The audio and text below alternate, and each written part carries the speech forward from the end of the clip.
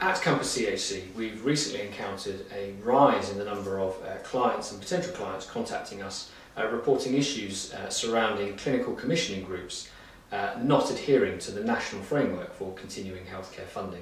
Now, as a broad overview, the country is divided in England into different areas known as clinical commissioning groups who are responsible for implementing certain health services under the overall umbrella of NHS England. A slightly different system applies in Wales under the auspices of NHS Wales, where health boards rather than clinical commissioning groups are in place.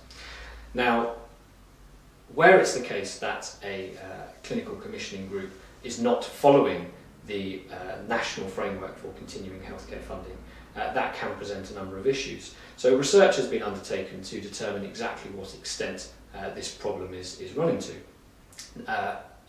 Flowing from that, freedom of information requests were made to around 210 separate clinical commissioning groups, asking the question as to whether they adhered to the national framework for continuing healthcare funding. Now, unfortunately, despite the fact that it was a freedom of information request and they're obligated in law to respond, only around half actually bothered to do so. Of the half that did respond, 50% approximately confirmed that they do not adhere to the national framework for continuing healthcare funding as a strict process, but rather view it as a form of guidance, and they implement their own processes. Now, this immediately creates, in my mind, and in that of Compass CHC, an issue. What can happen if somebody is interpreting a document of rules, such as set out by the Department of Health in the National Framework for Continuing Healthcare Funding, is going to result in there being different interpretations by different clinical commissioning groups in different areas? So a postcode lottery can develop where somebody would be treated in a particular way and the rules would be followed in a particular manner in one area. They could walk down the road, find themselves in a different clinical commissioning group to be dealt with in a wholly separate manner. This can result in people who should be receiving funding being denied it in one area and being provided it in another, and indeed it can simply lead to confusion.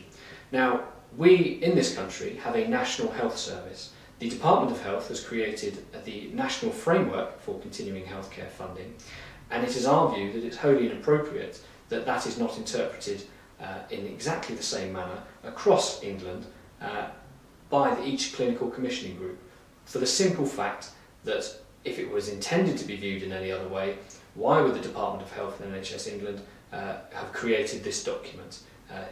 We feel that it can create a number of different issues, and indeed, as a company, we have dealt with and had to tackle clinical commissioning groups across England and indeed health boards across Wales to ensure that they do adhere to the correct process so that a patient receives the funding they should be entitled to in the swiftest possible time frame. What this unfortunately illustrates and supports is the fact that continuing healthcare funding can be a minefield. When you have the base position being that there is a framework to be adhered to that some clinical commissioning groups only view as guidance, there's bound to be confusion, and it can result in people having more issues than they should encounter when seeking to have a patient assessed and seeking to have funding provided where the individual's needs are health needs. As a company, we are specialists exclusively dealing in the matter of continuing healthcare funding, and we are fully able to support an individual through the process at any stage that they encounter it with regards to any issue that they are experiencing.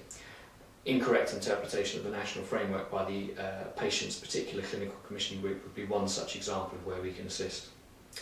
If you have any issues or any questions or queries regarding continuing healthcare funding generally, we offer a free, completely no obligation and fully confidential advice line where we'll be more than happy to discuss matters with you, give you our view as to what options are available and advise whether it's something we can help you with.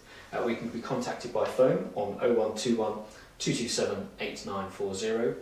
Additionally and separately, our website www.continuing-healthcare.co.uk holds a wealth of information that we feel should be of assistance to people experiencing any issues or problems in relation to continuing healthcare funding. If you have any queries, please do not hesitate to contact us. Thank you.